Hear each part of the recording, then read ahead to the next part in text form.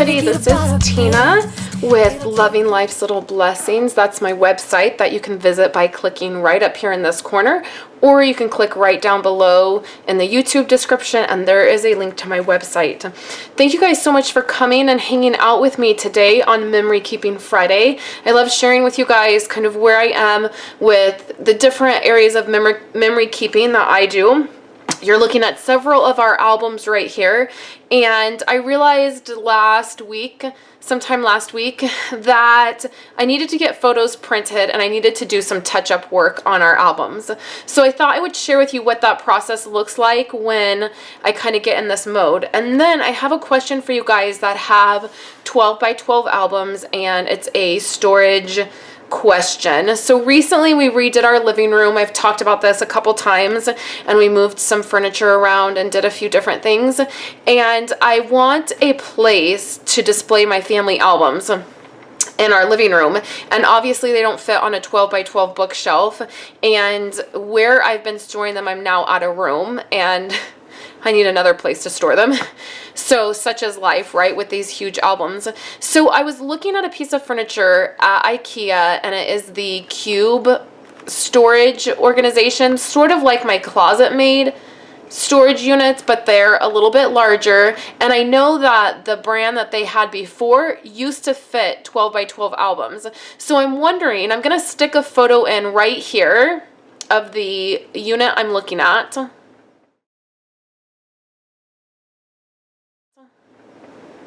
So if you could tell me, if some of you have this particular unit, if you can tell me if 12 by 12 ringed albums fit, D-ring albums fit on that particular unit, that would be great, because I would really like to get that unit to put my albums in below, and then we want to get a small fish tank to set on top of that for our living room.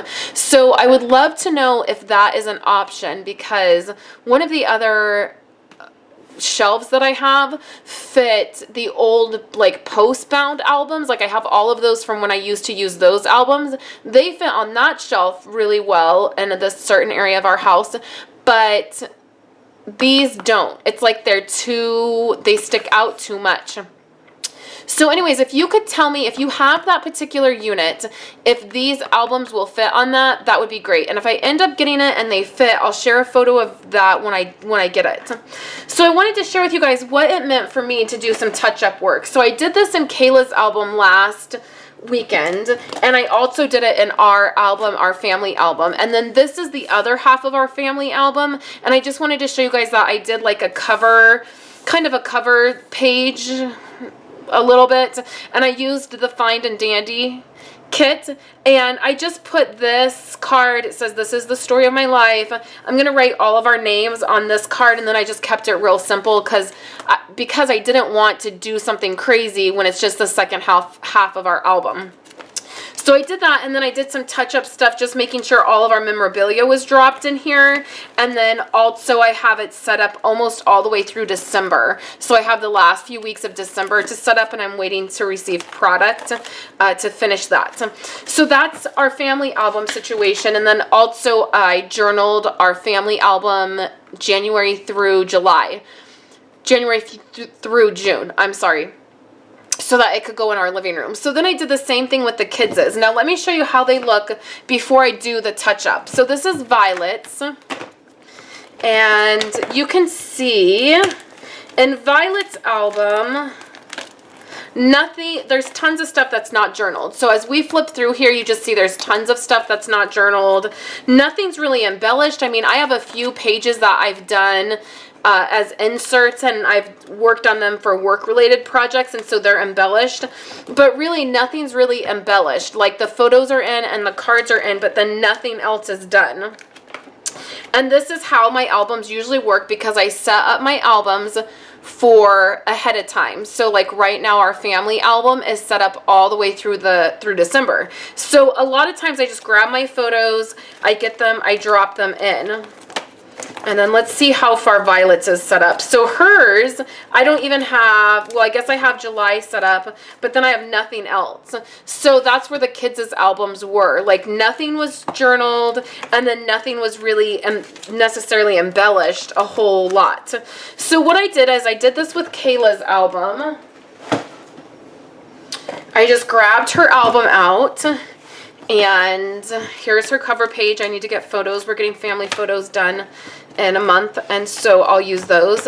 So what I did is I started stamping the date card, the title card, and then I started adding a few embellishments. Like I would just be like, okay, I'm in January. I'm gonna stamp January, and then let's add a few embellishments. So like I added that metal embellishment right there. And then down here on this photo, same thing. I added a little embellishment down there. And then I also did the journaling. So then I would do that. And then I thought, okay, now January's done. Everything's stamped. It's embellished some. Everything's journaled. Then I moved on to February. So I did this February card. There were some cards missing in the middle, so I filled those in. I added a little heart here so it would match.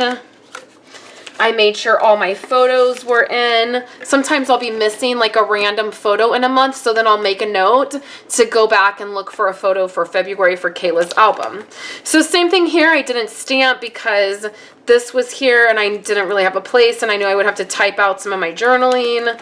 So then I went to April. All of this was done, but I journaled, and then I need to just stamp. I needed smaller stamps. The stamps that I had out wasn't going to work for that. So I went into May, I journaled all the way through, and then these were inserts that I worked on a few weeks ago of all of her school projects. So I journaled all of that and then stamped May. So then right here in May, there's a couple photos that are missing. And so I made a note that I need to go back and check for May for photos. So then here's June. I didn't stamp. I needed a smaller stamp set, but then I made sure that I got my journaling done.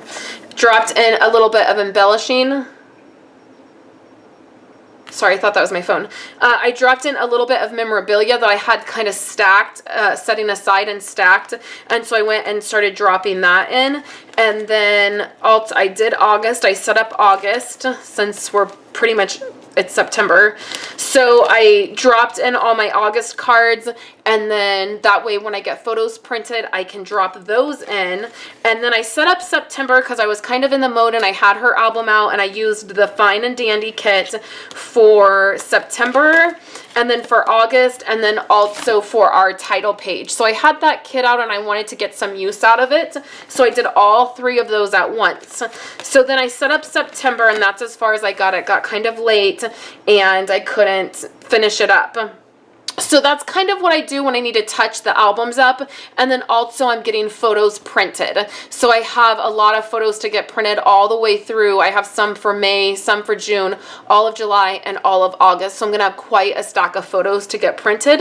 I'll get those printed and I'll get them in the album. So I'm really starting to tune back into Project Life, my Project Life albums. I've really let them go the last few months. Things have been so hectic and our life and our house, and I just have not been taking photos. Like, honest moment, you guys, I've not been taking a lot of everyday photos. I've been forgetting. I'll be like, oh, I really need to get this photo, and I just feel myself starting to tune back into that place in life where it's more natural to take, you know, for me to take photos and be snapping photos and everything. And we have a lot of stuff, you know, school stuff happening and more things that are a bigger reminder to take photos.